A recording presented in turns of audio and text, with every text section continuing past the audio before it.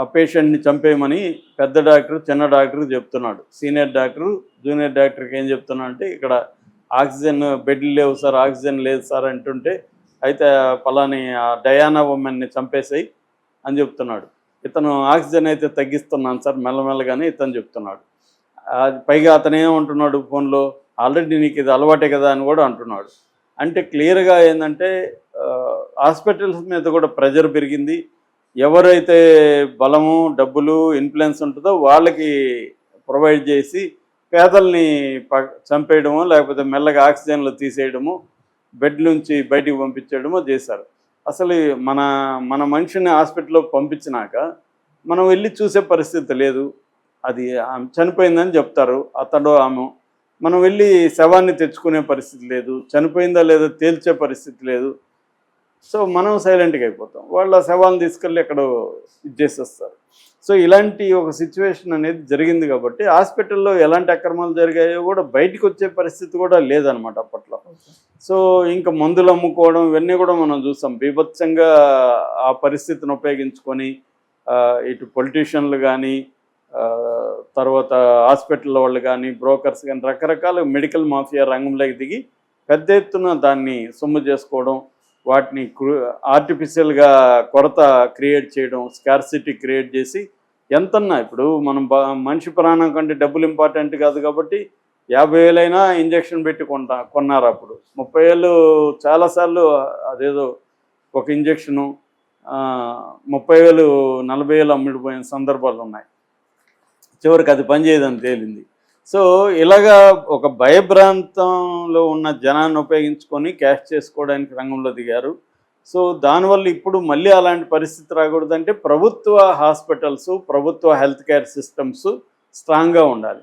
కొంతవరకు ఆంధ్రాలో అప్పుడు కొంత బెటర్గా ఉండడానికి కారణం వాలంటరీ వ్యవస్థ. వాళ్ళు వెళ్ళి ఇంటింటికి వెళ్ళి మందులు ఇవ్వడం, టెస్టులు చేయించడం అవన్నీ చేయడం వల్ల కొంత ఇదయ్యారు. లేదంటే ఇంకా పెద్ద మరణాలు సంభవించుండేవి.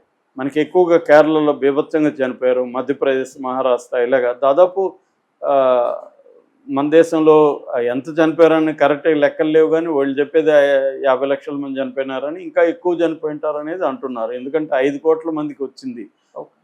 టెస్టులు చేసుకునే వాళ్ళు ఇంకొక 10 కోట్లు ఉంటారు ఈజీగా.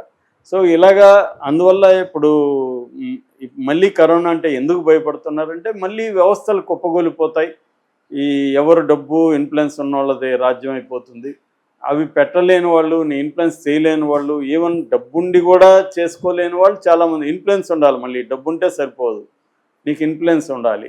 సో ఆ ఇన్ఫ్లుయెన్స్ లేని వాళ్ళు డబ్బున్నా కూడా చాలామంది మేము ఇంత డబ్బులు ఇచ్చేదానికి రెడీగా ఉన్నాం, మాకు ఒక బెడ్ చూడండి అని అడుక్కున్న వాళ్ళు చాలామందిని చూసాం. సో ఇటువంటి కండిషన్లో మళ్ళీ ఇప్పుడు WHO హెచ్చరించిందంటే మళ్ళీ కొంత భయపడే పరిస్థితి ఉంది. ఎందుకంటే మనకు తెలుసు పబ్లిక్ హెల్త్ కేర్ సిస్టమ్ ఎలా ఉందో. గవర్నమెంట్ హాస్పిటల్లో కనీసం కాటన్ కూడా ఉండని సిచ్యువేషన్ ఇవాళ ఉంది. నామకే వస్తుంది. మళ్ళీ ఇలాంటిది వస్తే తట్టుకునే పరిస్థితి ఉందా అనేది డేంజర్ అనమాట. మనమైతే సెంట్రల్ గవర్నమెంట్ స్థాయిలో IDSP అనే ఒక సిస్టమ్ని డెవలప్ చేశాము, ఇంటిగ్రేటెడ్ డిసీజ్ సర్వేలెన్స్ ప్రోగ్రామ్ అని.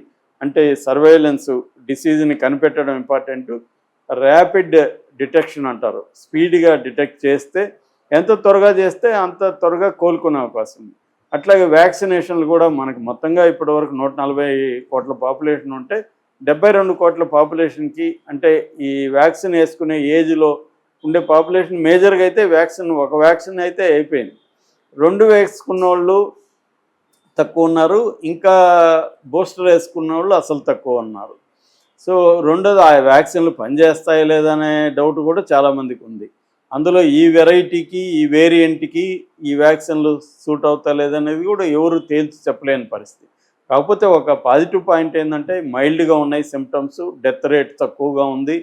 కాబట్టి కంగారు పడాల్సిన అవసరం లేదనేది WHO చెప్తుంది. ఇది వేరియంట్ అండర్ మానిటరింగ్ అని VUM అంటారు, వేరియంట్ అండర్ మానిటరింగ్ కేటగిరీలో దీన్ని పెట్టింది.